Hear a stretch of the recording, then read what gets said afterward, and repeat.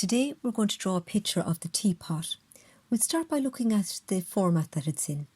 The picture of the teapot is actually landscape format, which means it's wider than it is tall.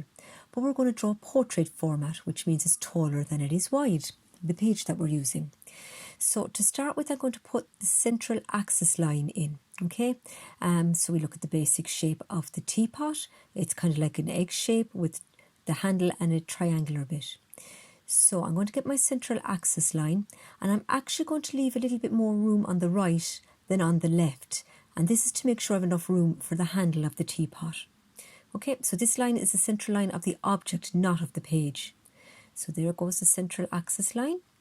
Now I decide how tall I want my object to be. So let's say I mark it around the top and the bottom, just little marks. About that. We can always change it as we go. Alright, so let's look at that egg shape again. So when you're holding the pencil, don't hold it tight near the bottom like a pen. Hold it further up the pen or up the pencil, and you're going to use your shoulder to draw, and you're going to lock your wrist. So make use your whole arm to draw. So here we go. Now this can be a little tricky, guys, so don't try to get it simple in one go. Just let's swoop your arm around and draw lightly. Always draw lightly at this stage because you will be changing things.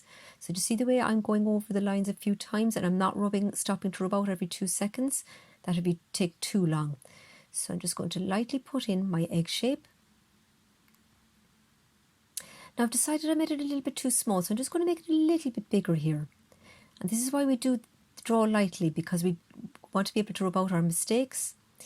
And also this is what is called mapping in. So we're drawing the general shape of the object. There's no point having a beautiful drawing of a spout and a handle of a teapot and then discovering you can't fit the whole thing in. So now I'm just going to look at the swoop on the top of the teapot. I'm just going to put that in very gently first as it goes up and down. And that tells me where the top of my handle is. And for now, I'm just going to put a triangular shape for the handle. I will come back and nuance that. I just want to make sure I have enough room on the page. And the same for the spout. It's just like a little triangle shape. At the moment, we're just mapping in. We're not even drawing yet. All right, I'm just going to make that central axis line a little bit darker so you can see it, but you will keep yours light.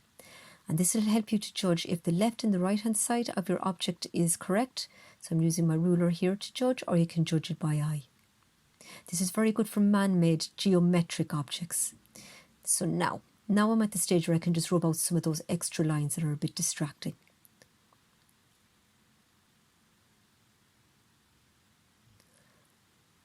Okay.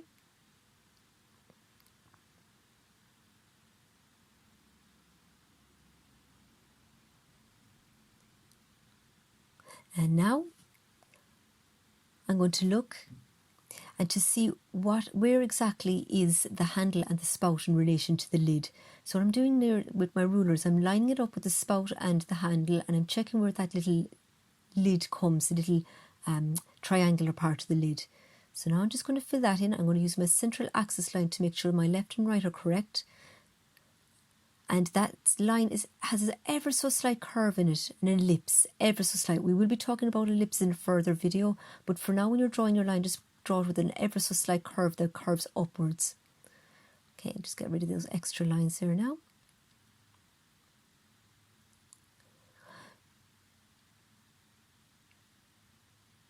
So you always go back and you constantly change and you nuance your drawing as you go. So let's look at that swoop that goes up for the handle. I'm just going to draw that there now and swoop it up and get the curve in. Don't worry about that knobby thing on the handle for now. We'll put that in later. So check how far down the handle comes in the belly of the jug. It comes quite far down, so make sure you have it down far enough. And now we're going to look at negative space. Negative space is the space between things and around things. And in this case, it's the black. It's not the jug, it's the black, the part that I'm drawing. This will help you to make sure that you draw things in the proper shape. So I'm concentrating on the black here, and I'm drawing the shape that I see in the black.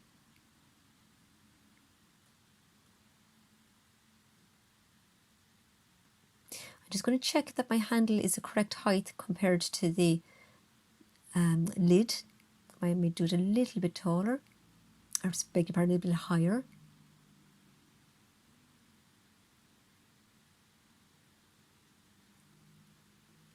Now I'm going to come back in again and have a look at that negative space again, the black part. And I notice how it comes in slightly and comes out again. So I'm going to get that in.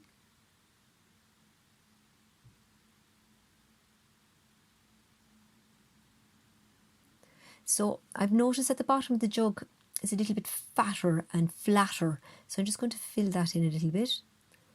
And then there's the rim of the base of the jug. Now I'm going to look at the negative space around the spout. Just going to get my ruler just to check where exactly the bottom of the spout comes in relation to the handle. This will help me to figure out how far down the jug I need to start the bottom of the spout. Okay, and now I'm nuancing my drawing as I go. So I notice that it's a little bit fatter again, so I'm going to bring that out a little bit more. And then I'll have to change it on the other side to make sure that the left and the right match.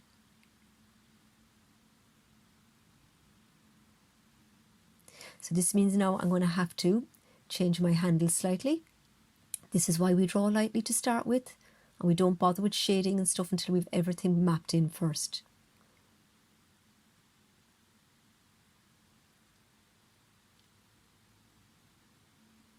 I'm looking at the negative space as well, which is the black part between the jug and the handle, to make sure I have that shape correct.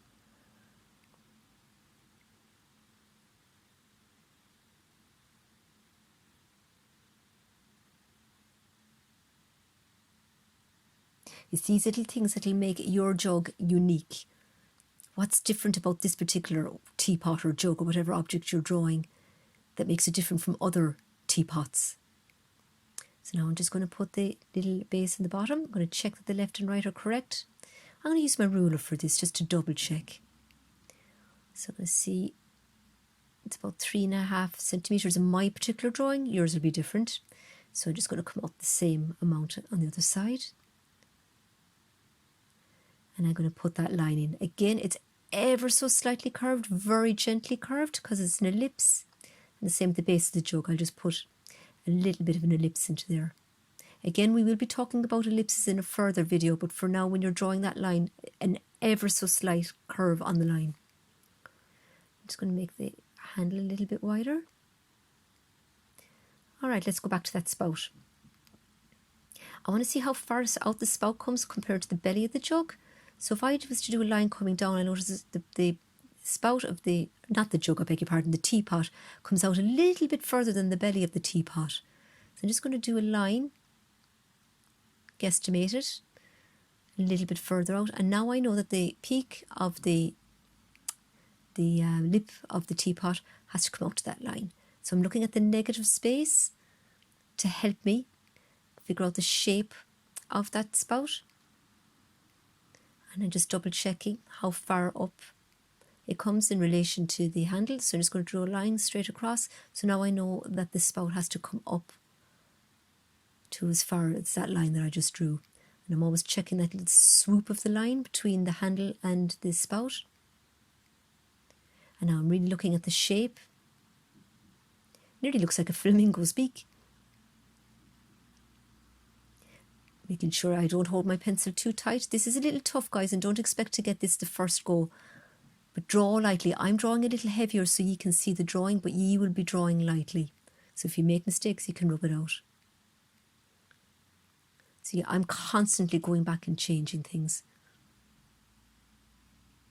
Drawing is about getting basic shapes in first and then refining your drawing as you go.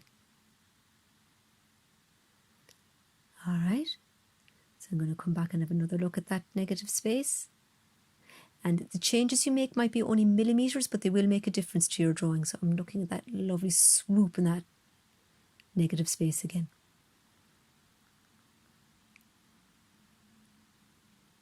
So constantly going back and changing and nuancing.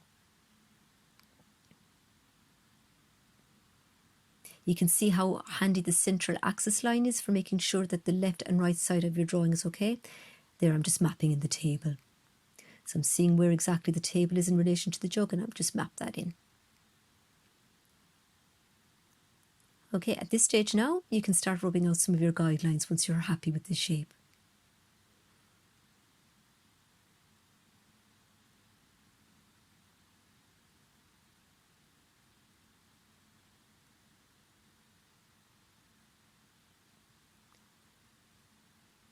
Okay. And you notice I just put the little nub thing in the handle. All it is was a little oval. So what I'm doing here is I'm just turning the picture upside down to check that everything looks okay. This is a trick that artists use to look at their drawing with fresh eyes. You'll see mistakes that you wouldn't have seen the other way around. So now I'm just going to change things ever so slightly. As you can see, it's only a little fraction of a millimetre here and there. But it will make a difference. And I'm checking the swoop of that curve going down into the base, making it a tiny bit wider because it does have a big fat bottom on this teapot. And making sure my left and my right side of the teapot are correct. And I'm going to nuance that handle.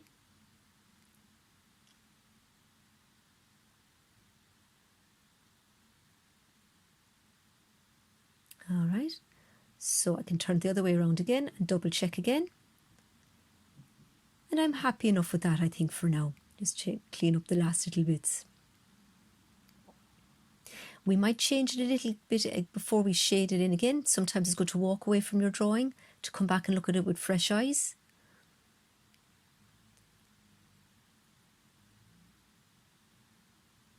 But for now, I'm happy with that. Good luck and enjoy your drawing.